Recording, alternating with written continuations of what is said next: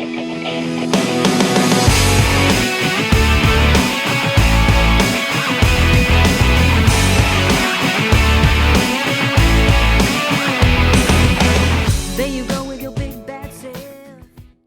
morning, everybody. Good morning, good afternoon, and good evening, wherever you are. Welcome to the All Things My-Dee Show.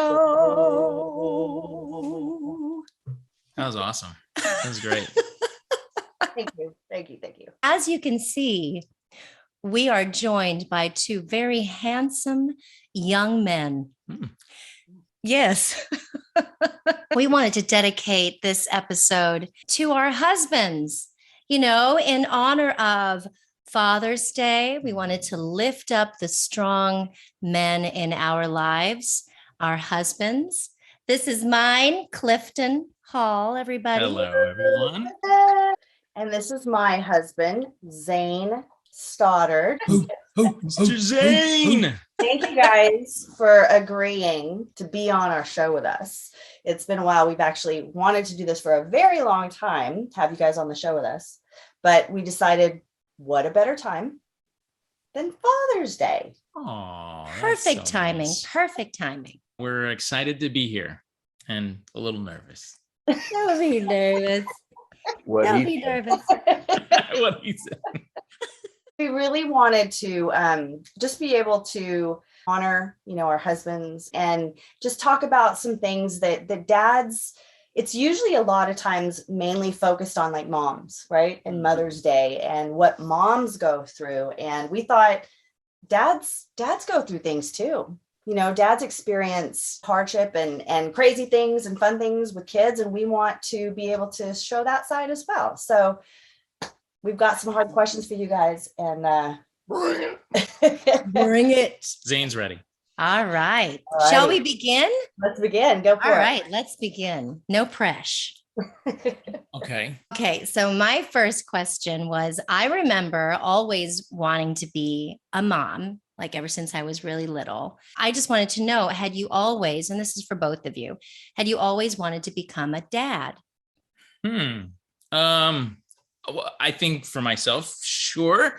Yes. I don't think I thought of it in a way of as maybe girls do. I probably thought one day I knew I wanted to have kids, but I didn't dream of one day having kids. I did think about I hope I do have a boy to kind of, I don't know, in my head I was thinking to carry on the namesake, and that was it. It was it sounds sad, but it's kind of normal, right? Yeah, I think so. I just remember though, it was Christmas morning. We went to the doctor's appointment and we had them write whether it was a boy or girl on a piece of paper, and then folded it up. We taped it up. I put it in a little box. I wrapped it up and I put it under the Christmas tree. You hadn't looked at it. We did not know. We wanted to be surprised. So I think we had 2 or 3 months before we knew, right? So when we opened up the box, I remember seeing a boy, Caden, our oldest, 17 now. I was very happy and excited. And would you have been bummed if it was a girl? No, of course not. No, I mean that's a question, right? It's a because I've seen some gender reveal videos of fathers just just dropping their thing and being so bummed. I mean, because probably they have 3 other girls, right, and then this, I've seen them. Yeah, I remember you being really, really happy and excited, and then when we got the word of our second, we had the doctor also fill it in, right, and then we sealed that up, and then we had Caden read it. That's on a video. So we were hoping to have a girl because we thought, okay, we had our boy, and then we're going to have a girl, and then he says, "You're going to have a boy," and then I went. So, yeah, I mean, Zane, you asked the question, would I have been, it's fun. I think when you have the boy and the boy, or the girl and the girl and the girl, you sort of have that emotion of, again. When am I going to have Yeah. Again, I mean, I would have been happy with just a healthy baby. Yep. Yeah. So I don't think I ever like really dreamt of being a father, but I just always was like, oh, I hope I have a boy to carry on the name. Yeah. Well, I think that's probably pretty common for most Yeah. of us. I mean, what do you think? What about you, honey? Yeah, I mean, some similar feelings as Clifton. I think I like the idea more than understanding what it actually would be. I think it was easy to say, of course I want to be a parent. Of course I want to have kids. Part of our story, of course, is that it took us a while to have kids, and it was challenging. And so, you reach a point where you're just so thankful that you're not fixed on what the gender is or that kind of thing. But so, yeah, I think it was the idea for, kind of the white picket fence. Just kind of, it was a reflection of what I grew up with, that I just kind of said, yeah, I want that. But I didn't know anything about why I wanted that. Right. And that's pretty common. I mean, I think for most people, you grow up with what you see in your family. And then, you're like, yeah, I want to have kids. And then until you really get to a point where you're old enough to realize what that entails, then you really get faced with the question, am I ready to do this? And the other thing that happens for us is you're all of a sudden faced with the question, which is really kind of a crucible and defining, is what if you can't? And so I think for the first time we were faced with that question. So it's one thing as a teenager to think, yeah, of course I want to have kids. It sort of refines what you view the value of that as being. Was there a point in time where you had to kind of reconcile with that thought that maybe God doesn't quite have children for us? How was that as a dad? Because I know as a mom, moms have deep feelings about that, right? But how is that as a dad? I think it was the idea first that was contemplated. Who am I if I'm some guy who doesn't have kids? And then you start to get into kind of what you might be missing out on as a result. But we were forced to contemplate that because that could have been what God had. And, your world can't become meaningless if your life, if you're not able to. We did have to face that. Well, what if we don't have children? And we had to just say, you know what? Life is still great. I mean, it's amazing with children, right? It's wonderful with children. And we would never choose to have it any other way. Like, they are a true gift from God. But if we weren't able to, we just knew that, well, that was God's plan. So as a couple, we had to kind of deal with that. What you realize is that you coast through adolescence and into adulthood eventually, just assuming that when you're ready, you'll have them. And it's a cold bucket of water to get there. And by the way, I mean, anybody who's lived, period, knows that happens in many ways with our careers and with our dreams and our kids now. You can sometimes you kind of take for granted that these things are not, they're guaranteed. Not promised, right. They're not guaranteed. There's just everything in life is like that. But the kids is a big one. You just kind of figure, I'll call that one up and order that when it's ready, when I'm ready. Yeah. Yeah. And meanwhile, around us, her brothers are like looking at their partner and getting pregnant. Right. And, we're over here like, kind of doing things right. And they're over there like just winging it. Yeah. And popping out babies. Left we got right. to tell them to stop. Yeah. I'm like, can you give us one? Yeah.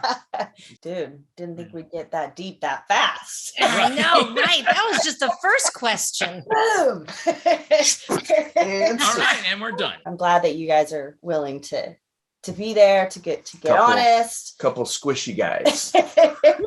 Oh, you know what I said? I said to him last night, I was like, yeah, honey, I really want you to show your sensitivity and like cry. And he looked at me like, what? Serious? Oh, You never know, Zane. You may be crying in a little bit. So that was just the first question. Yes, that was the first question. Okay, so here's another question for you. So what surprised you about being a dad? A men's group started because of this movie called Courageous, and it was like this dedication that as a father, I will be there, hanging out with these guys, these Christian men from different walks of life. Some didn't have dads in their life, some did. We would talk about our own fathers, and a lot of times, there were a lot of guys in there that would say, my dad wasn't there for me, and But with my own personal life, with my father, looking back at his life and how he grew up and talking to him, he didn't have his dad there. He tried his best to be there for me and my sister, my family, my mom. I think it was a huge impact on my life in the sense that that's what I want to be for my kids, right? And now having two boys and really digging deeper in my faith with God and stuff like that, I want to be there for them. I want to show them that loving God and being a righteous man is a good thing. And then now thinking back about how we were talking about when we were younger and being dads, or thinking about being dads. I mean, Caden is like, oh, I can't wait to be a dad. And, it's funny because you're like, really? Because now I'm calling my mom and dad and going, I'm so sorry for what I did to you, back when I was a kid. Because now I see it. And I mean, yeah, Mylin, you talk about their blessings, they're joyful, but there are moments where I'm just like, I don't know what to do. I don't know how to, and we don't get a manual for that. I think it just instinctually happens. I think everything is a surprise, but that's just me. It's hard. Read all the books you want, but until you have that baby in your arms and for the first time, you're sort of just doing the best you can, but they surprise me every day, these kids. Good and bad. Yes. Yeah. What about you, honey? Was there something that has surprised you about being a dad? Like Deedee, everything is a surprise while nothing's a surprise. What has surprised me, and this feels so superficial, but it's not. And if I go beneath the surface, but I told Mylin this, keeping the kids occupied is frustrating for me. Because I work from home now, and the kids, they have a lot of time. And I think I feel pressure to play with them and occupy their time. And so that's kind of a surprise to me, in that looking back, I can imagine that I envisioned an experience as a dad where I just played catch with them all the time in the front yard, and we wrestled and this kind of stuff. But the reality is you can't do that all the time. Yeah. Unfortunately. Yeah. So what I've realized is it can't just be things that are fun to me and for me. I need to do things that they enjoy doing, and just to be present. Yeah. Just to be with them.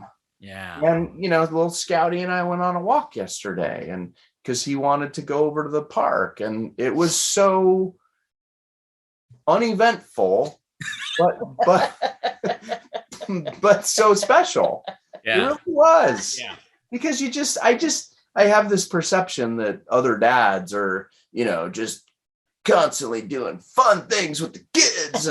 But the reality is that, the time that we spend together just talking and listening to my kids is so important. And so that was surprising to me. Yeah. Understanding that it's not about playing catch in the yard, because I love doing that. And I remember that with my dad, but it was all just the moments of being present, him being present with me and listening. And me trying to do that with my kids. I like that. I don't know if it was his mom or if it was your grandma if one of them would say, I'm bored, then they'd go, well, that's because you're boring, right? And I use that. We want our kids to have experiences, to do things and explore things, but I refuse to have them entertained 24/7 by me or by Zane or by any other activity, because they have to learn how to be bored. You have to learn that it's okay to not have every single moment filled with something. Right. And that it's their responsibility to entertain themselves. It's not our responsibility to do that. And we live in this culture here, probably the same where you guys live. I mean, I joke about it, but it's like for the summer camps, like if you're not like ready to go when those camps registration opens, you're boxed out. Which what that means is that you are left to occupy your kids all summer long. So these parents wall to wall their kids with camps throughout the summer. Well, and I can understand. Look, I mean, there are many a time where I'm like, oh my gosh, why did I take 2 weeks off of nothing to do for them? Right? Because I have them in some little camps here and there, but it's pretty like little camps here and there. The Stoddard kid, so the Stoddard's a little slow on the take. Like if you're not on it, and we're not great planners, so our kids end up like with tetherball camp, like over in some parking lot for a week, because we get boxed out of like all the cool. Our kids get all the janky camps. Hey, we haven't signed up for any camps. Nope. So that makes you feel any better. But I mean, our kids are older than yours. I mean, how old Kaden is? 17. Kaden is 17 and he's driving. And he just recently got his license. Oh boy. You have the 10-year-old, right? Which I'm so sorry. So Bryson's 10. And when Zane was talking about this lovely stroll to the park with Scouty, yesterday I dropped what I was doing and I said, you know what, Bryson? I said, Bryson, let's go have a bike ride, just you and me, mom and son. And he's like, oh, can I just go by myself? Can I just go? I said, well, you don't want to go bike riding with me? And he's, well, I just don't want to. Sorry, Mom. I just don't want to be seen with you. Nothing. No, he didn't. Nothing against you, Mom. But I want to be. He wants to be independent. So independent already at 10. Not just independence. Like Coco, who's our 9-year-old, which you guys know, is flat out embarrassed about me. I embarrass her. I don't have to do anything. And Same. It does remind me when I was a kid. We had a VW Bug, right? This is in the 70s. We had the VW Bug.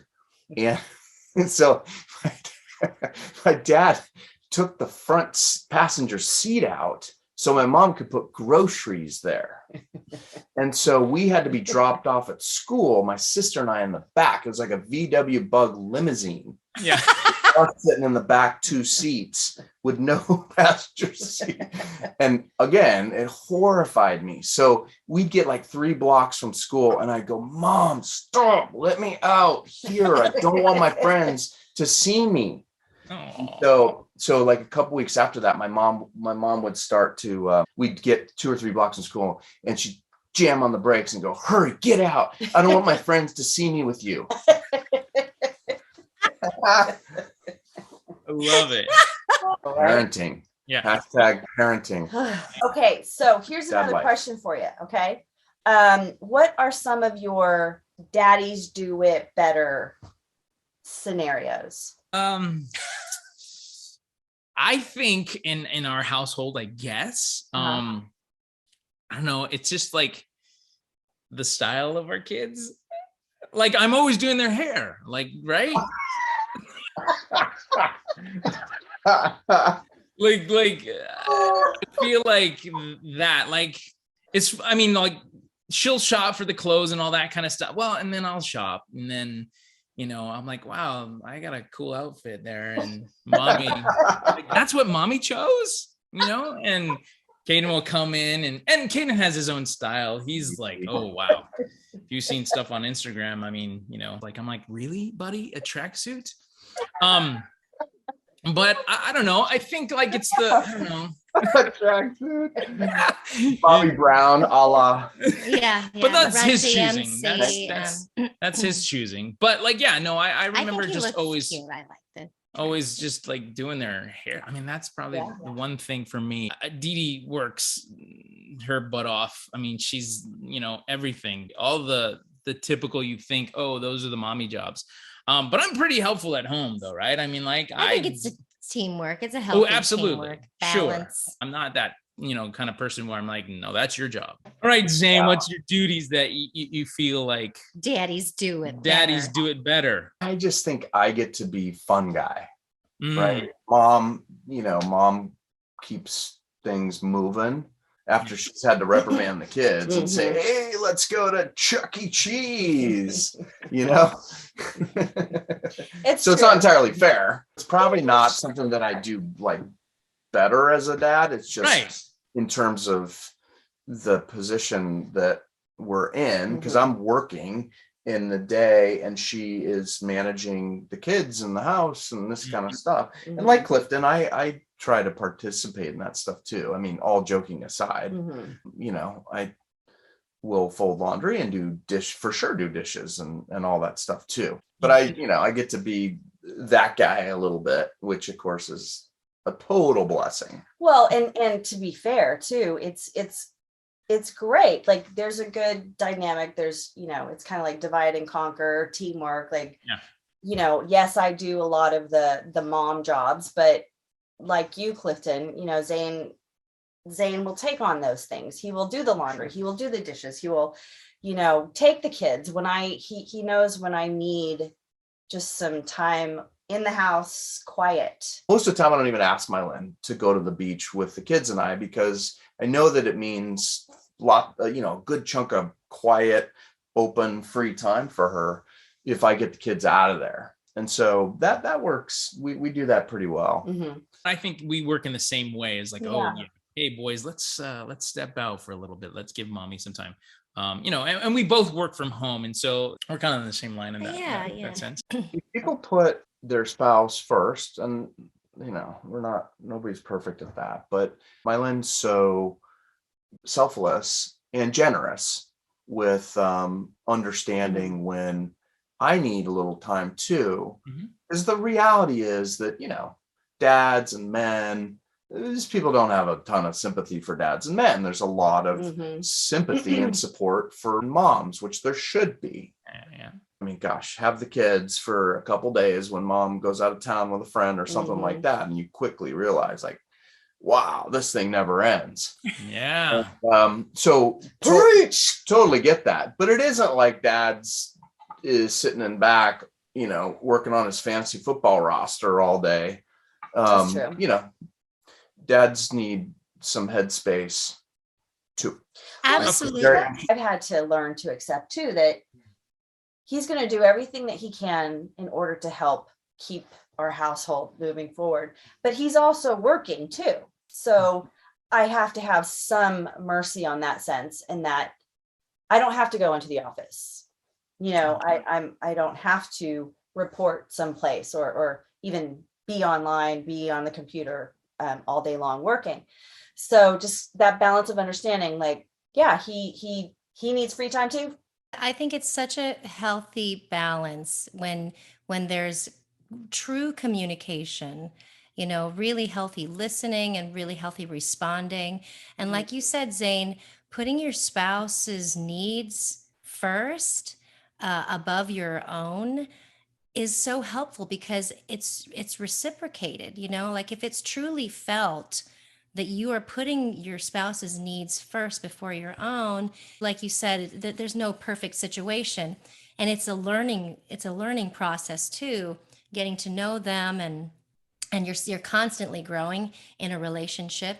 Because we've been married almost 20 years doesn't mean that we've got it all right, that we're still constantly learning from each other. But I believe that to be true when you're thinking about their needs, that it's reciprocated, and there's and that communication is open, because I feel like we do that too. Like we have a pretty healthy balance about giving each other that headspace that is so necessary for both a husband and a wife, a father and a mother. It's all about that communication though, because sometimes I want Clifton to read my mind. Like I wish he could read my mind.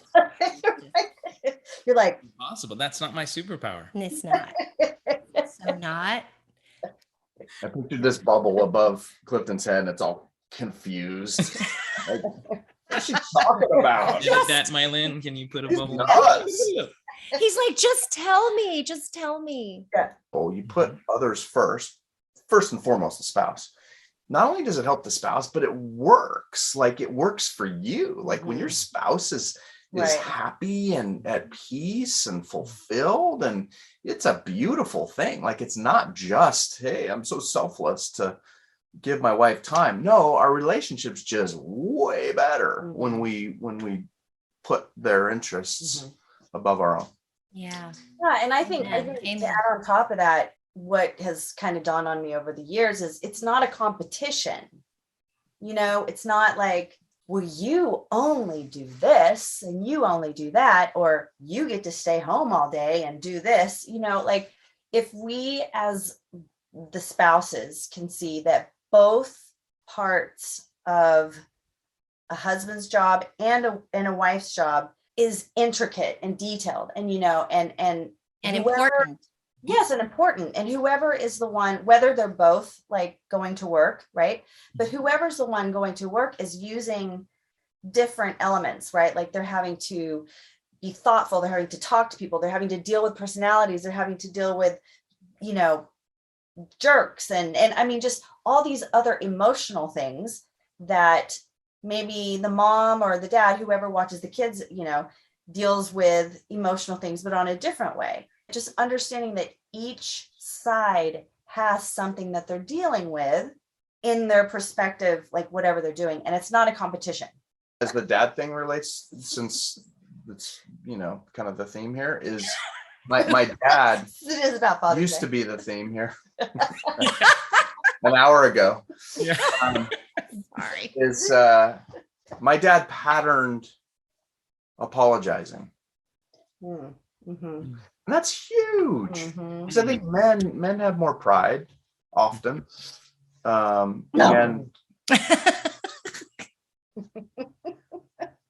the fact that he showed me that he can humble himself enough to apologize was huge as a kid. That is really probably, if not the number one thing that I can remember seeing him do, not say, but not just tell me to do something, but patterned, is reconciliation and apologize. Not just reconciliation, but apologizing is actually taking responsibility for a huge deal for, especially for dads, I think, to show that, but also for within the relationship. Yeah. To see that that quality, to be willing to apologize has helped me a lot. And then even with the kids, to say, you know what, I'm sorry, I called you a fool. That's you're so true. For me, as we grow older and, you know, our kids grow older, I mean, like I'm having conversations with Caden that are different than with Bryson and of course with Deedee. But I'm so prideful as the father, like the answer I give him was like, because I'm the dad. And like, now I'm learning, you know, Caden's like, that's not good enough. That's not a good enough answer. Like, but why? Like, explain to me why. And then as you said, Zane, that your dad, showed you, like, you know, apologizing. I've learned, you know, trying to push down that pride. And if I did have an argument with Caden, I think, you know, and Deedee will say, you know, you need to go apologize. And I'm like, why? But I'm the dad. Like, he just has to listen to me. But hearing that, it helps like support the fact that, gosh, like it's true. Like now Caden sees that, listen, hey, I come to him and said, knocking on the door and saying, hey, I just, if it's the day later, hey, what happened yesterday is, I definitely I'm sorry for the way I acted towards you, and so hearing you say that kind of affirms to me like, okay, cool. That is a good thing that we need to be showing, especially like our boys, because a lot of times, like you said, like the men have a hard time apologizing, and my go-to is because I'm the dad, and I probably learned that from my dad. Even if I still think I'm right, I still need to say, listen, I'm sorry for the way I treated you. I also think it's healthy too for the kids to see that we don't always see eye to eye, but we find a way to work it out. Do you know what I mean? Yes, that's huge. You do hear some people say, well, my parents never fought. I think in the beginning we fought a lot more, like we argued more intensely in the beginning because you're still learning each other, right? Now we still argue, but it like you said, it has a quicker resolve. It's not as heated, right? Because we're just like, okay, I hear you. We're doing better at hearing each other. And sometimes, if that happens, sometimes Coco, more on the other side, she feels like, oh no, what does that mean? Why are you mad at each other? And we have to explain, Coco, this is nothing. This is how you resolve your issues we're trying to show that to them too, because you can't think that you will never have confrontation, right? Or that you will never have an argument, within a marriage or within a relationship. And so that's a great point. It's very important for them to see it and to see it resolved in a respectful way. We're not always perfect. I may walk out the room sometimes, but or mad fold 8 loads of laundry. Never heard of that. But she's still being productive. See, multitasking moms are good. That's when I get my laundry done. So underneath all that is the kids understanding that just because we argue just because you've made a mistake and we're mad does not have anything to do with how much we love you. Zero. Just like the way God and his grace works for us, no matter what mistakes we make, he promises that we will have his grace and his love no matter what. And so these arguments and apologizing also kind of helps underscore, no matter how mad I get at you, it has zero to do with how much we love you and never will. Yeah, that's very important. Yeah. So these are the kind of nuggets. These are the kind of seeds that we want to plant in our kids. Yeah. What's the verse where you bring up a child in the way of the Lord, and they will never stray? We know we pray to God that they'll just keep coming back to Jesus. But yeah, I believe that to be true. We're going to ask you one more question before we zip this up and wrap it up. Okay, so as dads, as fathers, what would be the ultimate Father's Day event that you it doesn't have to include your families. It doesn't have to include no kids, wives. no us, whatever. Just ultimate Father's Day event. What would that be? The perfect one. Well, I think there's a version where I am alone and I get a massage and I get a nap. During the massage or after? Before and after. Yeah. And then some great food and just really quiet and a book. So there's that version. But I will say, ultimately, though, and I'm not just saying this to be nice, I would choose to be, it's more fun to be with my family. I would rather be in a situation where I don't have to do a lot of activities. So I don't want to be at Disneyland or Disney World. I want to be like at a pool. Mm. And so the kids can be occupied, but I'm still with them. Yeah. And we can relax and just chat. Great I like food. That sounds good. Yeah. Okay. Not complicated. Okay. I don't want to do something that requires a lot of work or even a lot of thinking. Okay. How about you, Clifton? That's a good one. Like listening to your answer, like started to change mine. Because then I thought, oh, wow, I guess, you know, what I want his.